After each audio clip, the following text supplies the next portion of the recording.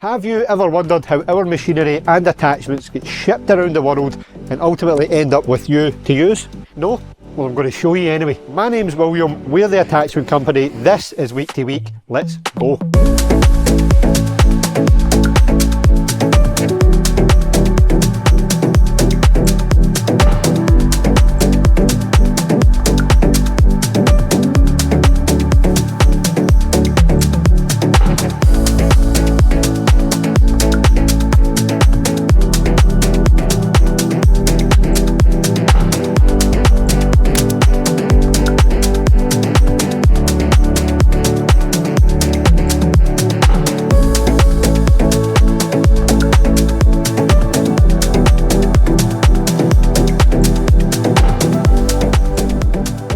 Monday morning, we're in our usual place here in the warehouse in our depot in central Scotland. If you're new here, thank you for clicking on this week's video.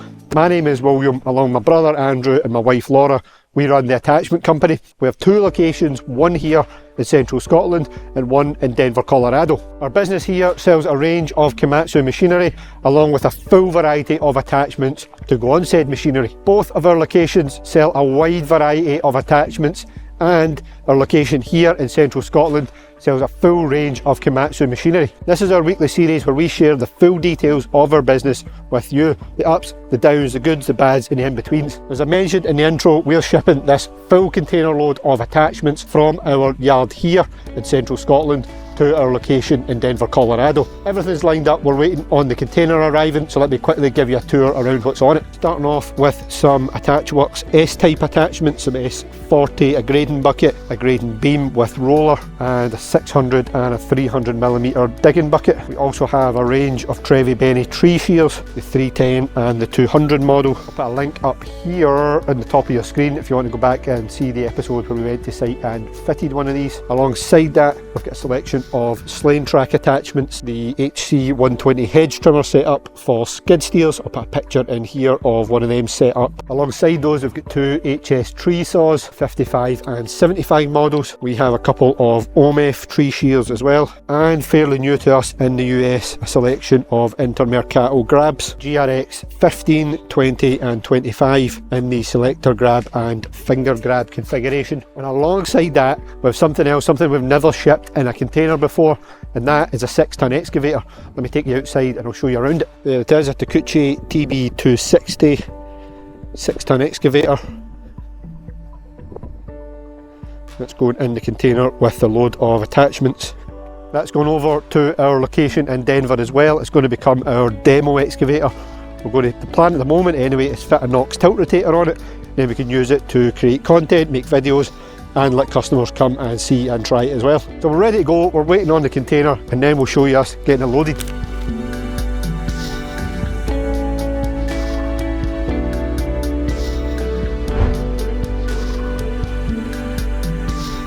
So it is about the back of 1 on Monday the 11th of November, and we are filling a 40-foot container that is going to the US over to Andrew in Denver. So we're loading, we've actually got a digger in here, wait to see this. It's a Takeuchi, but I'm not entirely sure what model it is. But William's backed it up into there, and then we're starting to load all the other pallets of product that Andrew's ordered, along with some bits and bobs for him as well. Most importantly, some sweeties and some iron brew is also going over on the boat. So just now William is, the digger's in, as I say, and he's now starting to add in, I think the first load is Trevi Benny tree shears, and then we've also got Slane track hedge trimmers going on. There is Intermercato grab, and then Andrew's drum kit. So fun fact, Andrew plays the drums. So he's been over there for I think 10 years. He'll maybe be able to correct you on that, and his drum kit's finally making its way over to the States so that he can play over there. Also there is Attachwork products going over there, and we've got a few buckets and also a grading beam going over to Andrew as well. Quite exciting. It's a nice day finally here in Curlook, so yeah, can't complain that way. It's a nice day to get this container loaded. It's a 40-foot container, I think I've said that already. So at the minute all is going well.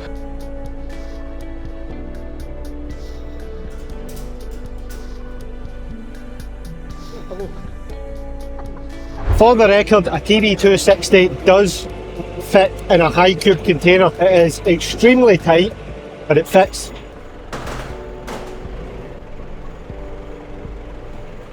It would appear we interrupt this container loading to bring you a truck unloading. I know what it is, they look familiar. I will show you them in a bit once we're finished here.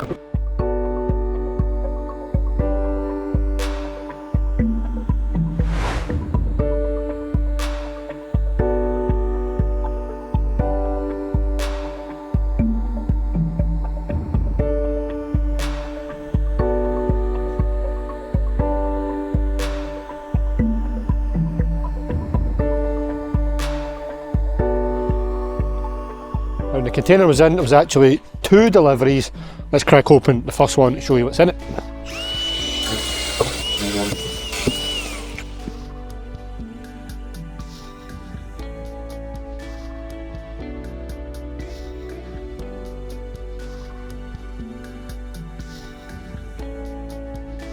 Right, what we got? A breaker, a GB breaker, a GBN 60 TL? Yeah, I can see it. What other sizes we got? We've got a 45 and a 70, and we've got another 60. What size machines are these going? We'll put the specs on the screen here. But what size are these going? What are the numbers, mate? So the 60 is for a 6 tonner, 45 is for a 4.5 to a 5 ton machine, and then the 70 is for a 7. Yeah. Basically, as I say, we'll put the specs up here. The 60 that we've opened is for a customer. Should be collecting tomorrow. I'll unpack it and I'll build it up. The 45 was in because it gives us an option for the PC55. Same actually does the 60, and then the 70 will do for the PC80. See the new that's in your toolbox? No. Ooh.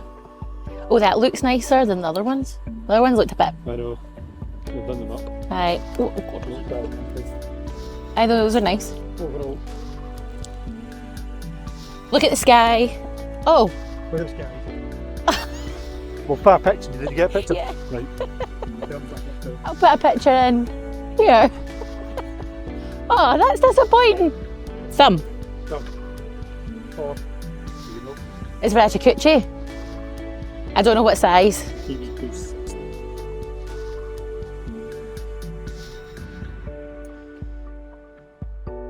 We'll show you around this tomorrow. The sun's back out. When the, yeah, ugh, that's disappointing. I know, it was very quick. Ugh.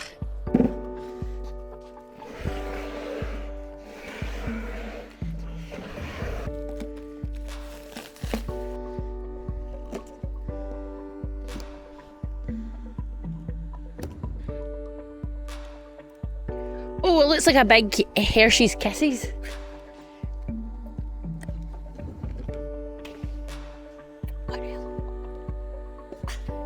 It's just sellotape. Bush driving cup. There's a nice finish on it.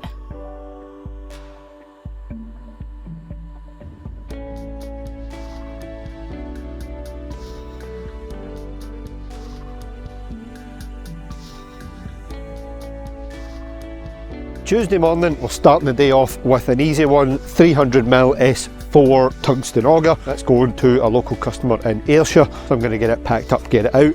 Then we have a couple, I think, deliveries on this morning we're going to get out to site with just shortly. Next up for the day, it is one of the breakers that arrived yesterday. I actually assembled this last night, but I forgot to film it. It is a GBN 60 TL. We've fitted it with the Moyle Point chisel. There is a flat chisel there to go with it as well. Of course, with all the GB breakers come with hoses, the toolkit and the obligatory GB boiler suit. On this occasion, it's going with the flat top plate. The customer is going to fabricate that himself. It is for a good customer and friend of mine. They're going to use it between their 5 and 8 ton excavators, hence going for the 60 model. So that's built up, chisels in it, greased up, ready to go. He'll put couplers on it, he'll fabricate the bracket, and that all good to get picked up this afternoon. As it turns out, a 450mm 14 ton bucket fits nicely in the tailgate of a Hilux. So that's loaded. Let's get to site, get it dropped off, and have another thing done for the day. Bucket successfully delivered to site. We're on the way back to the yard. We're going to go via the welders, drop a couple of bits off there because it is en route, and see what else we've got on for today. Just made it back to the yard in time for Stuart Nicol Transport to pick up the 2 orders that were left out, and when we're out, picked up some hose and some water pipe fittings. So we're going to take the opportunity when the sun's out before it gets dark to wheel out the new pressure washer I picked up last week, give it a try, clean the old pickup off, then we'll get on with the rest of the day's work.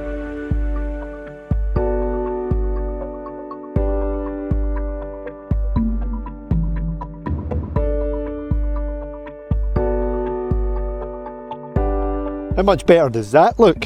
Right, it is 6:30 Tuesday evening.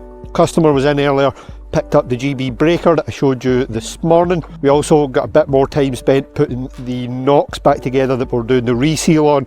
Again, full video to follow on that. It probably won't be out by the time you're watching this, but look out for that on our YouTube channel in the coming weeks. What else to tell you about?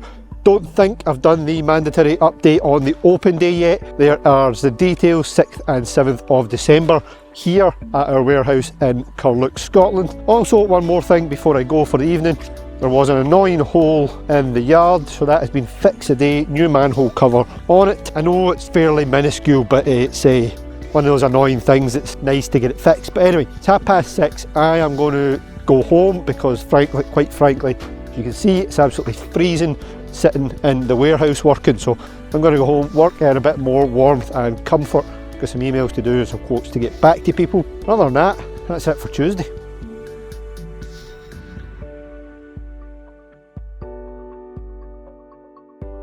You'll see us pretty much every day of the week picking, packing, shipping attachment orders and auger packages just like this. So you'll see us every single week picking, packing, shipping auger packages just like this.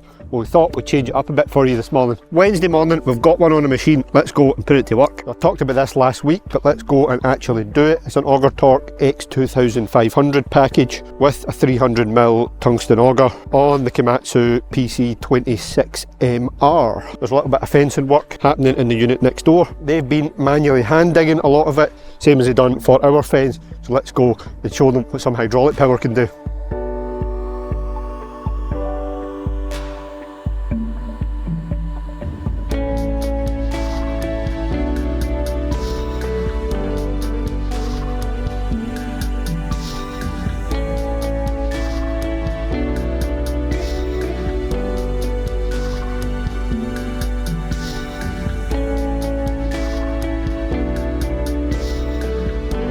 There you have it. Hopefully that showed just what it's like working one of those in what is less than ideal ground conditions.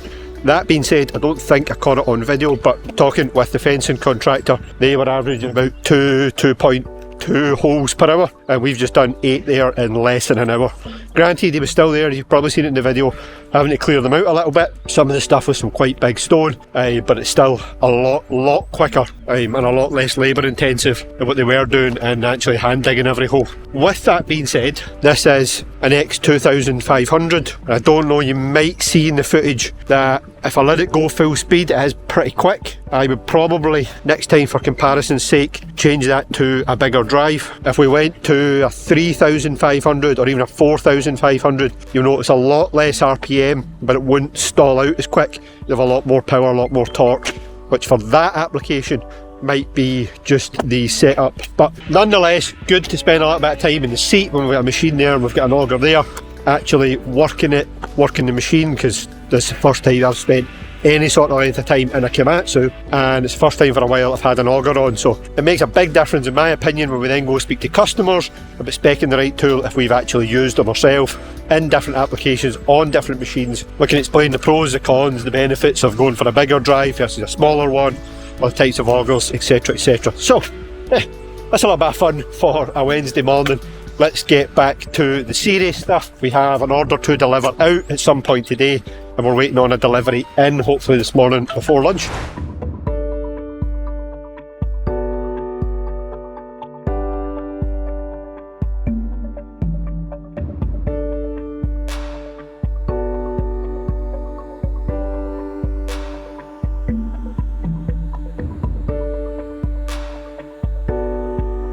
Hydraulic thumb delivered. We are back in the warehouse. I don't think I showed you this last night, but the Knox tilt rotator, the TR19 that we were rebuilding for a customer, is back together. It's not a TR19, it's a TR14. Is sealed back together, hoses are on, just ready to be tested. I will try and get to that tomorrow, if not Friday. And that's pretty much us for Wednesday. I'm going to get up the road. I have a load to do on the computer and it is freezing in here, to be honest with you. So instead of working in the cold warehouse, I'm going to get up the road and get some emails done.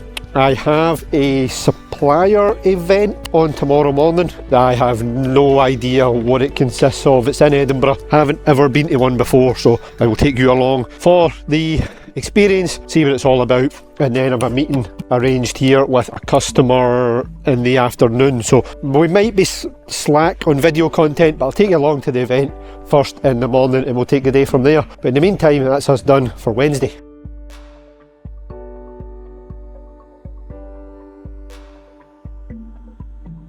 I've quickly remembered this morning why I don't go to Edinburgh at 8 AM. An hour and a half and we are still not there. It should be a 45-50 minute journey at normal time. So we're 10 minutes away. Let's go see if this has been worth the effort, and yeah, hopefully so.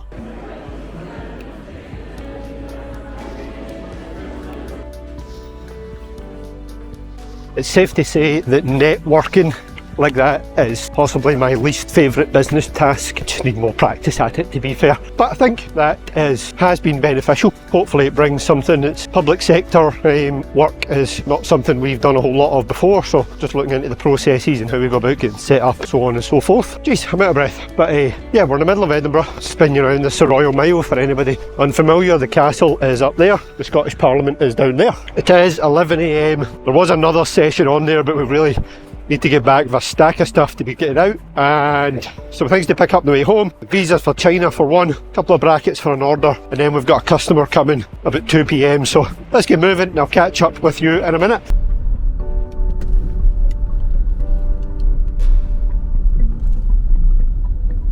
Passports and Chinese visas secured. If you're watching this when it comes out, we are either already in or we'll have already been in China for Bauma. I'll put a little screenshot here just to show you what it's about, but it's essentially a huge construction trade fair in Shanghai. So we've never been before. We've done to the one in Munich, we've never been to the one in Shanghai, so looking forward to it. Paperwork's all done, £270 for the two of us for a visa each, and yeah, they're collected. Another job done when we were in Edinburgh. Let's get on to the next one. 1 PM, we're back at base, picked a couple of things up on the way back.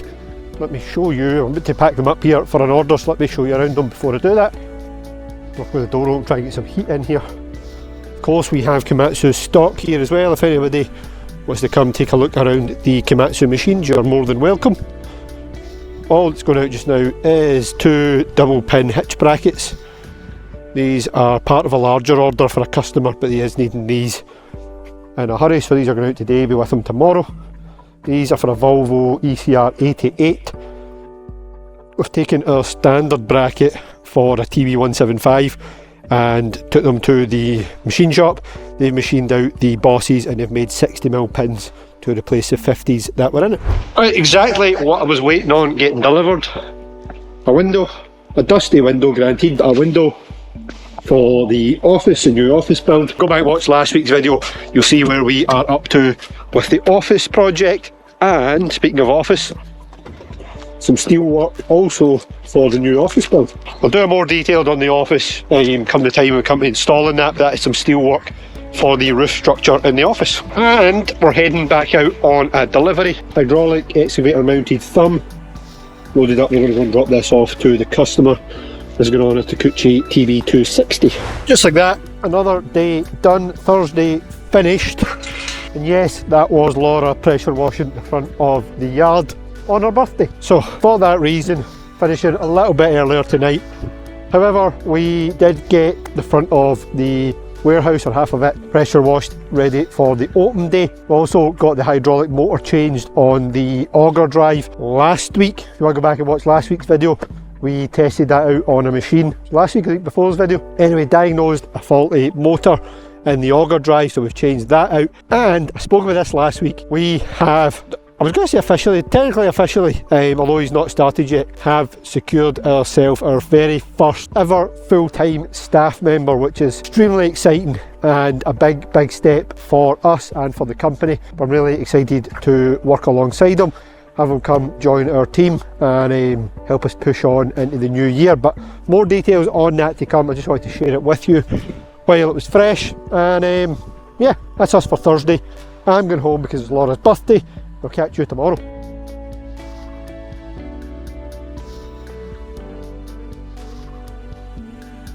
Friday, once again, it's midday, we're in the warehouse. Let me catch you up with what's been going on. There are 2 auger cradle brackets we picked up from the welders yesterday. They're for orders next week. I'll show you them in next week's video, but they're just for a couple of auger torque packages. Also, the auger drive that we changed the motor on last night, spin you around again. It is an auger torque 25,000 max. Click back, I'll link it up here somewhere. Click back, I think it's last week's video or the week before. It's the one we tested that with and diagnosed the motor, sorry, get held up, diagnosed the motor as being faulty. So we've replaced the motor.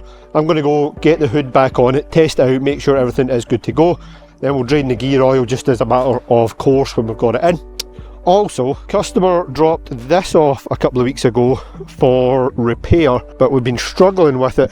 I don't think I've actually shown it on any videos before. It is an older JCB hydraulic breaker. It was reported as having low power or next to no power, so we hoped it was just a case of recharging the gas in it. But I've taken the plugs out of the top and the back, and there is no what looks to be a gas recharge valve, so I am unfamiliar with this model and I've tried to source a parts diagram which has been unsuccessful as well, so we're struggling a little bit. I think he's going to come pick it up, and yeah, I hate admitting defeat. I hoped we could do something with it. If we can get a parts diagram, then we probably can, but I'm not in the business of stripping down customers' attachments and customers' products until we know we've at least got a parts diagram and a source to get replacement parts, or else it's pointless stripping it down. So that's annoying, because he is a customer of ours and a local customer at that, and yeah, I don't like admitting defeat, but I've posted a TikTok video there and maybe somebody will come back with a diagram. We'll see. So they're picking that up this afternoon. I'm going to go get this auger drive put back together and then I'll show you it hopefully working.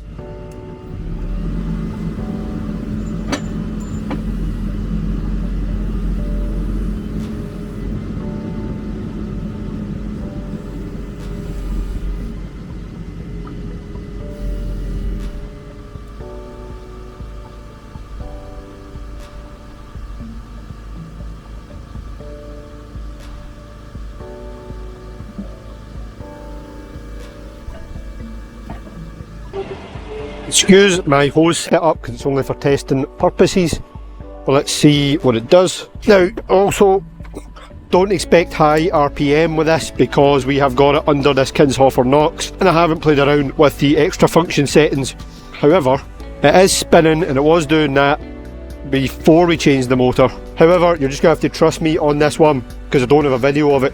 When we went to put it in the ground with this auger on it, it went maybe a foot, 2 feet in the ground and it stopped completely dead. So let me go and try it just now. As I say, it's slow RPM, but the torque should be there nonetheless, because we pressure tested it on the last time. So let's try drilling a hole with it, see what it does. This is a little bit awkward to show you because I'm working over the fence here. That's a 450mm auger in full depth, 1.5 metres, and you've seen the type of ground we were working in here the other day when we had the 26 out with the X2500. You see that it stopped quite a lot because of the hard ground. This straight down through it, and I promise you it wasn't even doing close to that before we changed the motor. So I call that a result. As I say, not the perfect testing setup with regards to RPM. It is all about torque really. We've covered this a bunch of times before, but torque and RPM are not mutually exclusive. Your oil flow determines your RPM and your oil pressure from the machine, that is, determines your max torque. So just because it's turning slow doesn't necessarily mean it has no power. However, in this case, because of the faulty motor, that was the issue. So yeah, I call that a success. Let's tip on its back, get the gear oil changed, and that'll be ready to go back to the customer.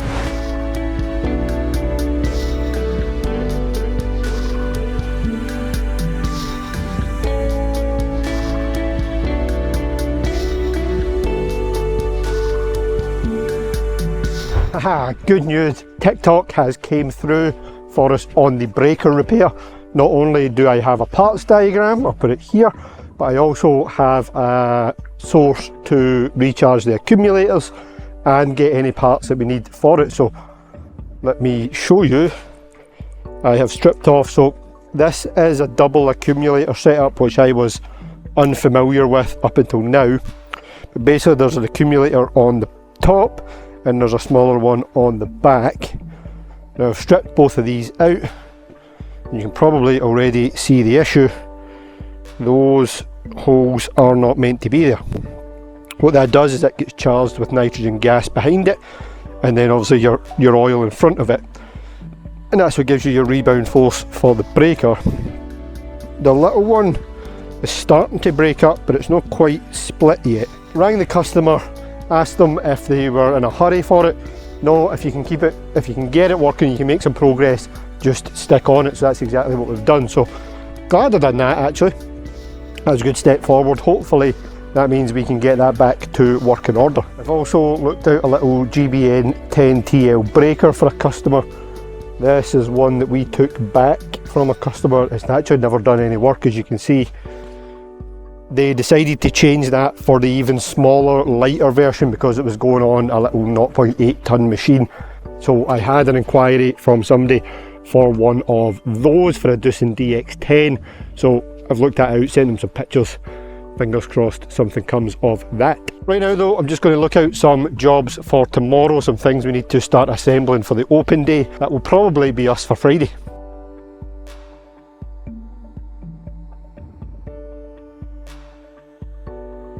Alright, it's actually Sunday evening now. I didn't manage to film too much yesterday. I was done a few hours in the warehouse before we had some personal things on Saturday afternoon. So we got the Knox tilt rotator, the one we were doing the repair on, got it filled with gear oil, got it hooked to the test rig, got it tested. Seems to be okay, it's rotating, it's tilting. The only thing we need to test is the coupler. All working fine, no leaks. Need to do some more testing, give it some more time. I'm going to hook it up tomorrow, Monday. Just leave it on the forklift, leave it on the test rig, just leave it rotating. But fingers crossed, that's done. Also spent a couple of hours myself and Stephen building up one of our Attachworks tilt buckets. This is a Scandinavian profile tilt bucket for a 10 to 14 ton excavator. It's been in here, you'll have seen us maybe doing a few in previous episodes, and this was one of two of the big size that we were building up. Just not for any order, just for the open day coming up. And on that note, seeing as you've made it to the end of another week's video, I will give you one last reminder of our open day. There is the details. Friday the 6th and Saturday the 7th of December. The Friday afternoon stroke evening, and then the Saturday half a day on the Saturday. With all that done, we are at the end of another week's episode. Thank you very much for making it to the end of this week's video. It is thoroughly appreciated. If you enjoyed it, if you liked what you've seen, leave us a comment down below. Let me know what you liked about it, what you didn't like, what you'd like to see in future episodes. And we hope to see as many of you as possible at the open days. And that is us for another episode of Week to Week. Thank you again for watching, and I'll see you next week.